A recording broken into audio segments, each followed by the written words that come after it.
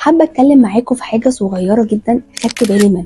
الروتين اليومي كتير قوي بينسيك وبيلهيك عن الحاجات اللي انت كنت بتحب تعملها في يومك. الانشغال اليومي بيبقى في الدراسة وفي الشغل، في المصاريف، في الحاجات اللي لازم تعملها في بيتك وتجيبها.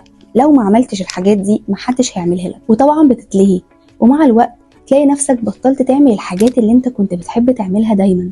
القراية مثلا، بتحب وقت فراغك انك تقرأ كتاب او تتفرج على موفي حلو ومضحك. الكتابة، في الرسم، في مقابلتك لصحابك، حاجات اللي بتفصلك عن اي ضغط. مهم جدا ان الواحد يرجع يفكر نفسه بالحاجات اللي كان بيحب يعملها. لازم يفرغ وقت في يومه عشان يعمل الحاجات دي، لازم يفصل عن كل حاجة حواليه. ما انكرش ان انا كنت كده في يوم من الايام، وفعلا فكرت اللحظة ان انا فعلا في حاجات كتيرة قوي كنت بعملها ومبقتش اعملها. كانت فعلا الحاجات دي بتفصلني عن اي مود وحش او اي ضغط او شغل او اي دراسة عندي.